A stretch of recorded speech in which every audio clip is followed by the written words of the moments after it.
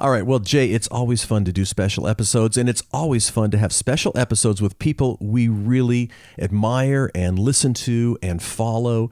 Such is the case with our good friend Dan Runcie. That's right. Dan Runcie has built Trapital into this widely respected resource, not just for the business of hip hop, but music and tech and business. He's got newsletter, podcasts, reports, consulting. And I recently attended the second annual Trapital Summit, where he posed 3 big questions. And we're going to get into that. So now, without further ado, here's Dan Runcie on a special episode of the Your Morning Coffee podcast.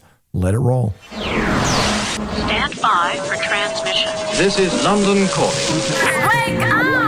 The revolution is at hand! Your morning coffee is on the air. On the air. On the air. On the air. On the air. On the air. Standing by.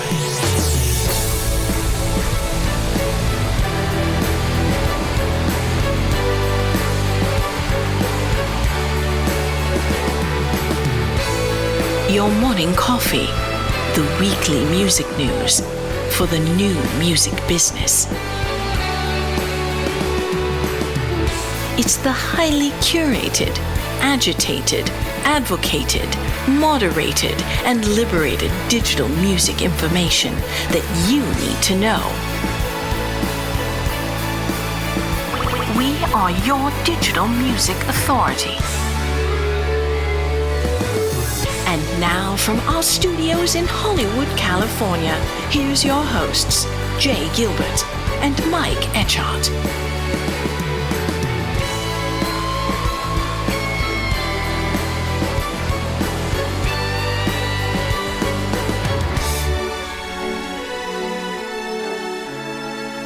Dan, good to see you. Thank you so much for joining me today.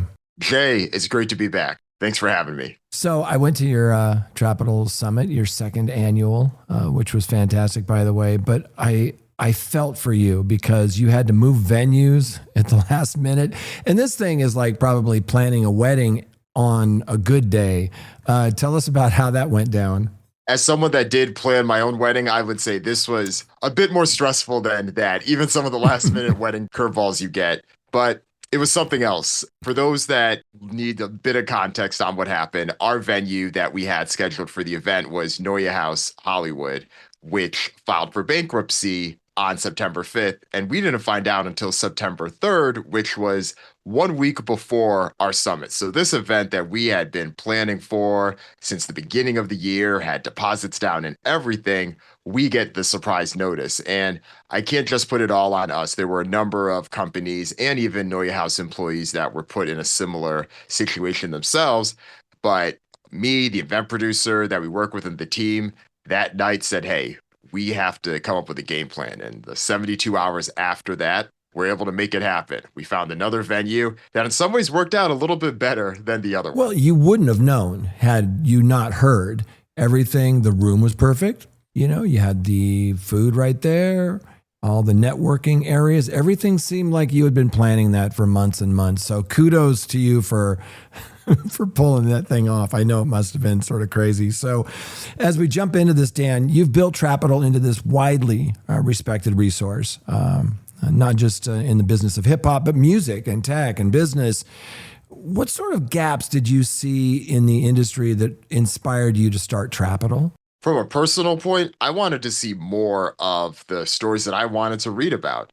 I was someone that always cared and always had a deep interest for music, whether it was taking piano lessons as a kid, whether it was being the person that always had their iPod at the party or whatever it was. I wanted to continue to be close to that, but I didn't really see a formal role for myself in the way.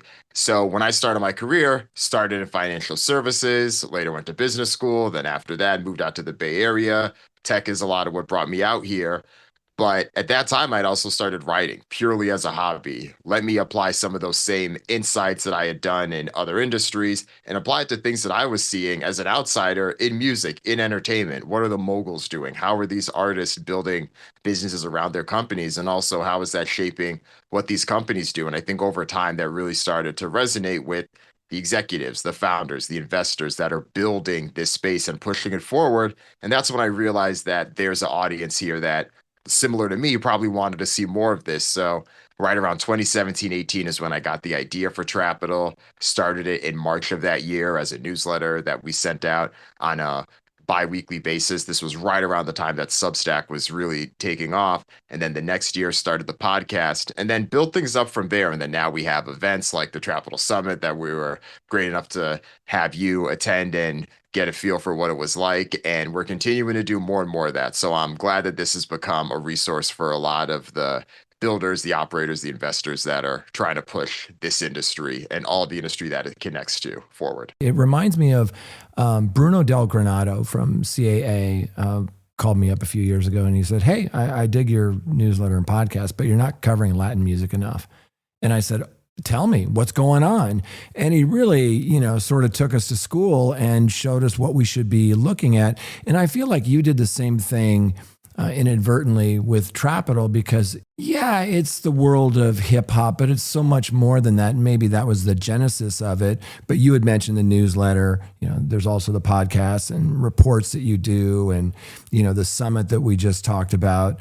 That's the part of it that I like because I can learn about this area of the music business that maybe I don't read about so much in some of the major trades. Oh, thank you. Well, that means a lot. And I know that, there are plenty of smart people at the major trades that do really great, insightful work. And a lot of that continues to be things that I go back to and resonate with as well. But I do think that with Trapital specifically, as you mentioned, the origin of it and where we started off in the first couple of years was the business of hip hop. And that came from a personal interest and wanting to see and both break down some of the moves that I saw folks like Jay-Z or Beyonce or Rihanna or others, what they were doing and making sure that that got the same light, but also using it as an exploration for my own thoughts. And I think that did resonate with people. But as the industry continued to grow and evolve, and so much of that intersected with things that were happening more broadly in the space, it was impossible to talk about those things and not talk about how it related with other companies, right? Me breaking down someone like Jay-Z then connects to being able to truly talk about Tidal and how it stands as a business. And it's hard to talk about Tidal as a business without having a deep understanding for Spotify, Apple Music, Amazon Music. How do all these companies operate? How do they operate within the larger companies that they operate in versus those that may be standalone companies? How do they play nicely or not so nicely with the major record labels, the indie labels? So all of this intertwining, I felt like I was at the perfect vantage point to be able to do that because so much of the interest just compounded on each other. And for someone that wanted to break down complex business dynamics, this was the perfect opportunity to do so. So I think while we started off as the business of hip hop, I think it definitely has expanded much more to entertainment, media, and technology, which has been great to see. Yeah, well, we like to say that the music industry has changed while you and I have been having this conversation. 2018, when you started, that was 7 years ago. And it doesn't sound like that long of a period of time, but in music industry years, so much has evolved and changed in that time. Talk about the evolution of the business and how you've tried to, keep up these past 7 years. Oh, you could look at the numbers. It's been so fascinating how much has changed since 2018. That was the year that Spotify went public. For a lot of that year, it was a privately held company. And we've seen how that stock has evolved over time and how the performance of that stock has also shifted a lot of the power dynamics that exist in this industry.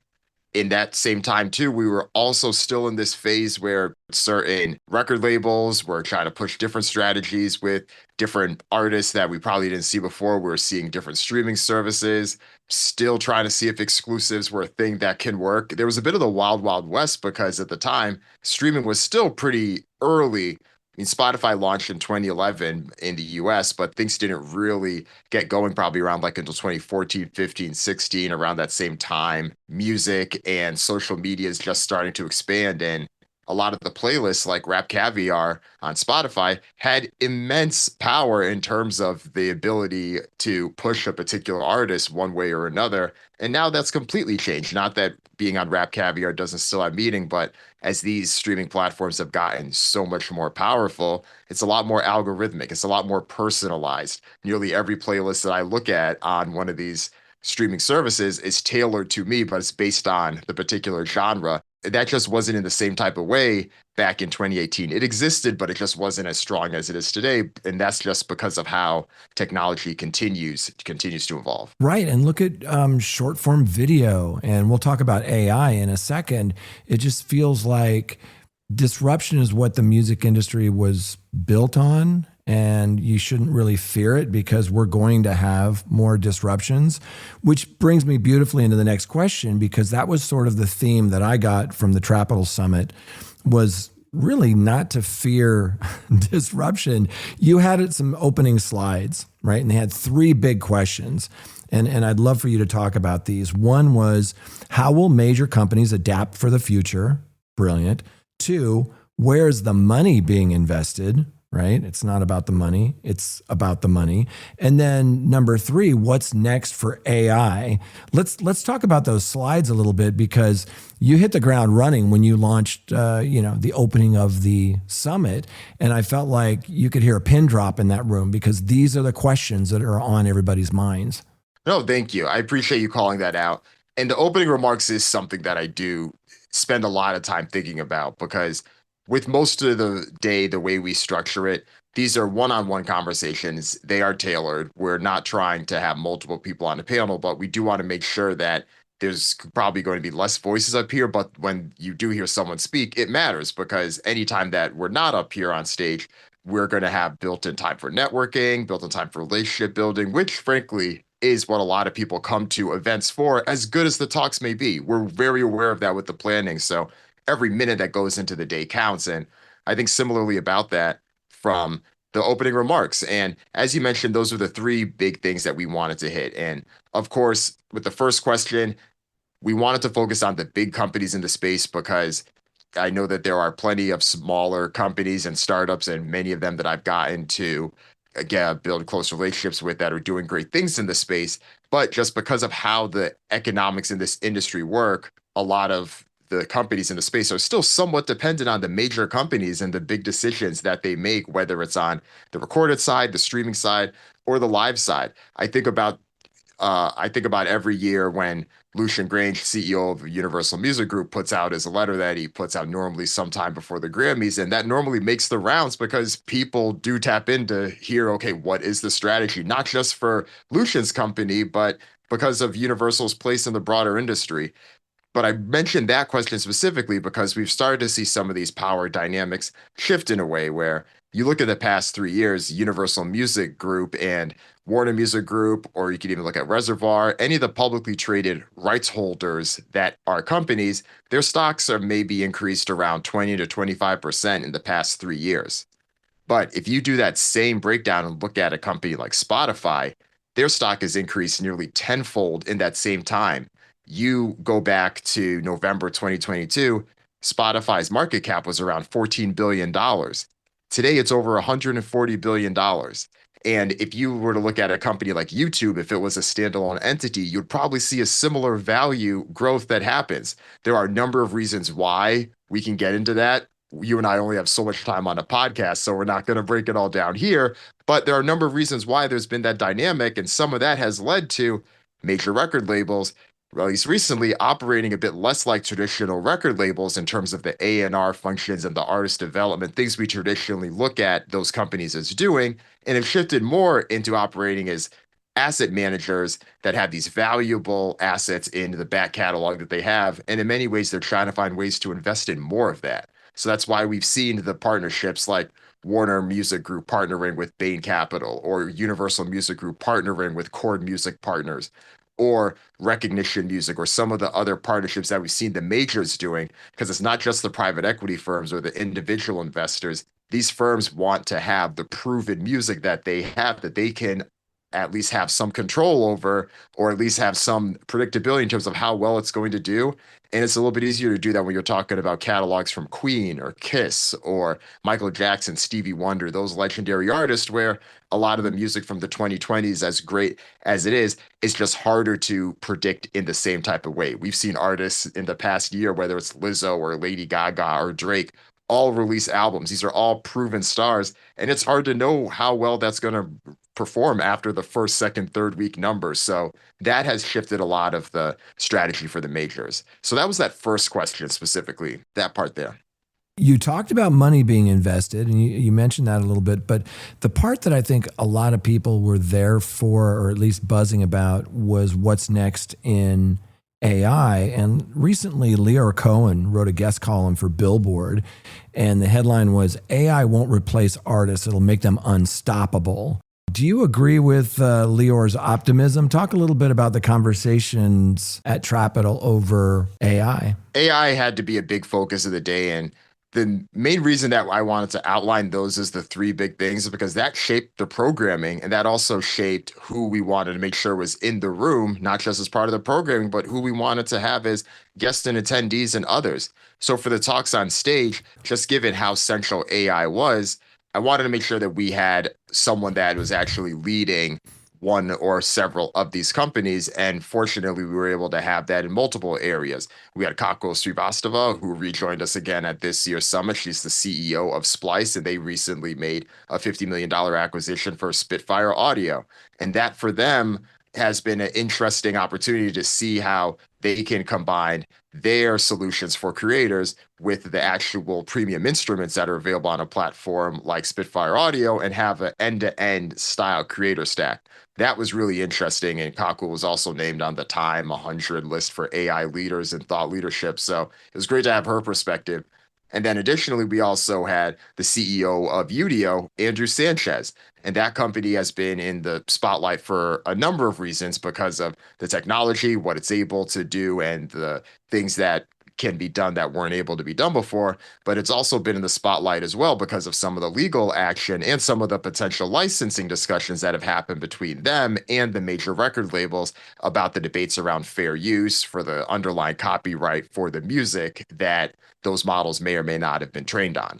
So being able to have those conversations and have real conversations in the space, because I think that it can be very easy in this industry to have dogmatic opinions or takes on where things are in the industry. And I know you and I have been close to both of those conversations, whether it's people that may have issues with Spotify, Live Nation, Ticketmaster, some of those companies, especially the more so on the technology side, that were the ones that were in the crosshairs or the industry had issues with, they ended up becoming some of the largest contributors of revenue for the industry moving forward.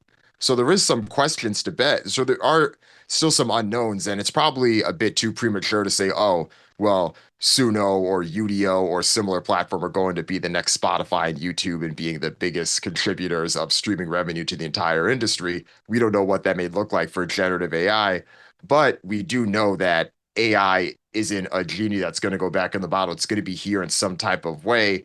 And if it is going to be a superpower, the way that Leor Cohen or other leaders believe that it might be, then finding some type of solution, some type of way to figure out how best to split the pie, what this can look like moving forward is probably the way forward on how to do things. So being able to actually have those conversations, I do think is helpful. So I was glad that we could have one of them, and we'll continue to have them at events like ours at Trapital. Yeah, and I think you just hit it right on the head. I mean, you have to have these conversations, whether you're, you lean right or left, gay, straight, black, white, whatever it is. A lot of that tension dissolves when you sit down at a table and you have a conversation with that other human being. And I learned a lot from, I learned how to pronounce Udio. That was one of the first things.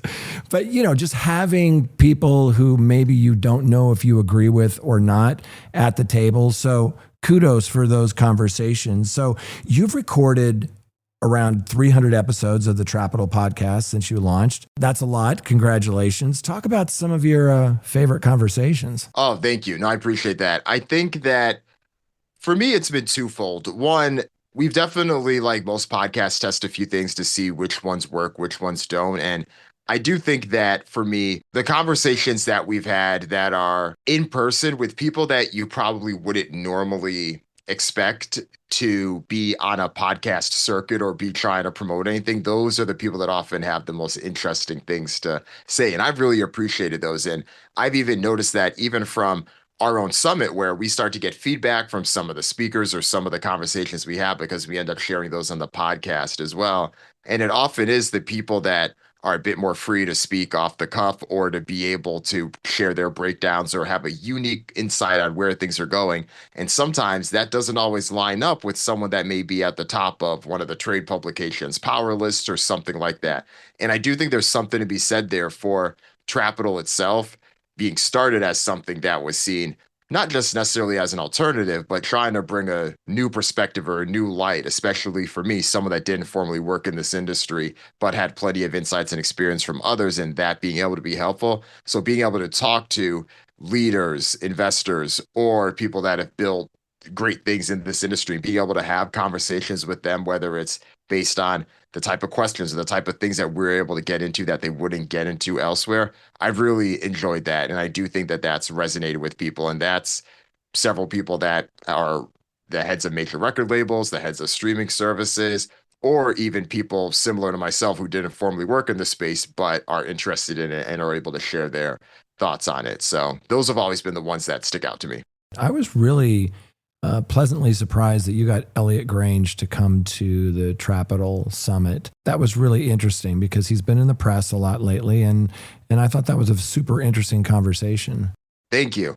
And that also, I think, similarly was an intentional one there because his name, of course, came up quite a bit, especially since he was announced as CEO back in August of 2024.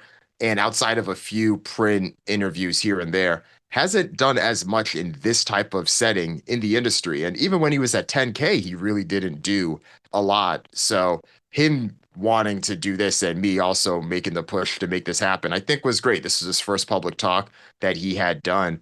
And I think what made it resonate for people is that, again, we were able to get into questions that weren't just the basic ones as well that can come from my experience.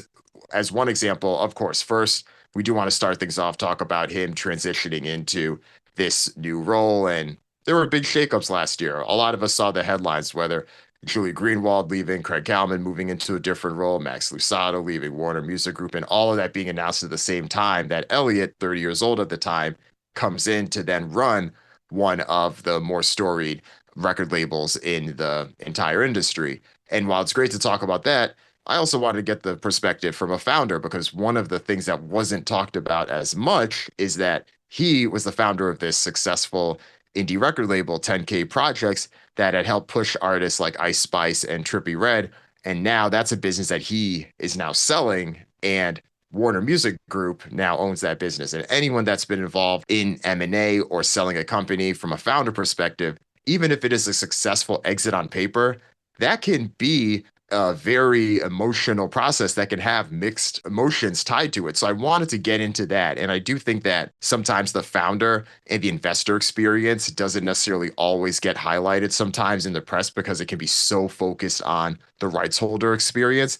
And that's not necessarily in a bad way, but I do think it's sometimes good to get both perspectives. And the more I talk to leaders in the space, whether it's even people off record that I've never had on the podcast or we just have a relationship with, they want more talented people in the industry. They want more smart people that understand the space and how to do things. And I think being able to have conversations like that help do that. So I'm glad that that can be helpful. And then the more that we have those, it can hopefully encourage others who may shy away from the press for understandable reasons. Not that I necessarily see Trapital as press in the traditional way, but there are reporters there, and there's others there that are capturing.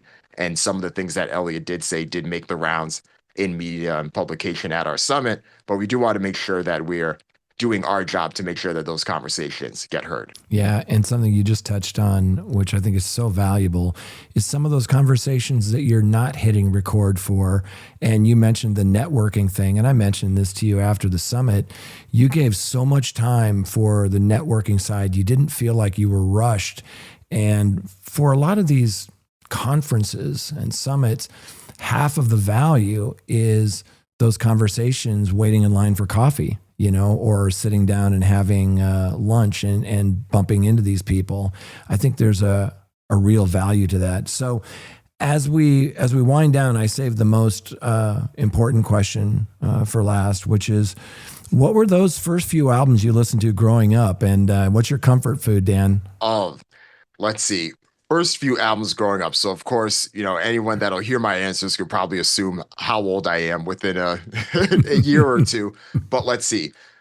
I think growing up, especially as someone that grew up like coming of age years in the 90s, a lot of it was movie soundtracks because of how big movie soundtracks were at the time, Sure. right? So I think early ones like Space Jam or even The Lion King do stand out. But then there are other ones that, fit the demo I was in more so, whether it was Big Willie Style when Will Smith and that album came out, or I know that people probably don't want to talk about Puff Daddy and P. Diddy for obvious reasons now, but Puff Daddy and the Family was an album that I'd had at the time. You had Master P and that whole run, LL Cool J's. So those were a lot of those early albums I had at that point. And then later on, I had started to just get more into music myself. And it was in many ways great to have someone like Oliver Schuster on stage and how long he had been at Apple as well, because I was one of those people that was the first to buy an iPod when it came out, having iTunes on the computer, using the music store and doing the whole thing. So being front and center for all that. And then obviously from his perspective, he's been in music for so long, even before Apple, Napster and elsewhere. So I think those conversations, always help bring things full circle as well. But yeah, those are some of my first albums, I'd say. But then you did ask about comfort food.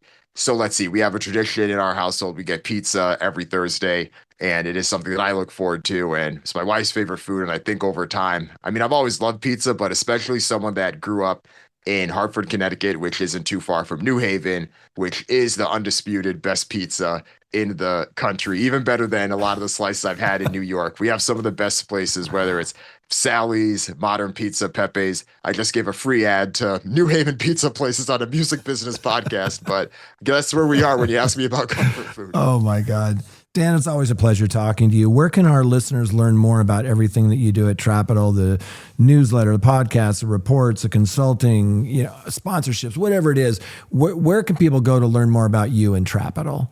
Well, thank you. I appreciate that. If you're listening to this, you probably enjoy podcasts, so you should check out our podcast, Trapital. That's Trapital, available wherever you get podcasts. And as Jay mentioned, we have a mix of, we'll have occasional interviews, but we'll also do solo breakdowns where we'll break down those most important stories that matter. So you heard a little bit from me earlier talking about record labels and their private equity firm strategy. We did a whole episode on that. So you should check out that one and plenty of the others that we have, where we'll share additional conversations that we have from the Trapital Summit as well. And you should check out our website. You can learn a little bit more about what we offer. But most importantly, I thank you, Jay, for having me.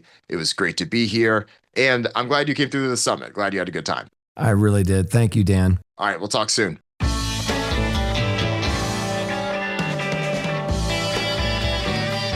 You've been listening to Your Morning Coffee, the weekly music news program for the new music business.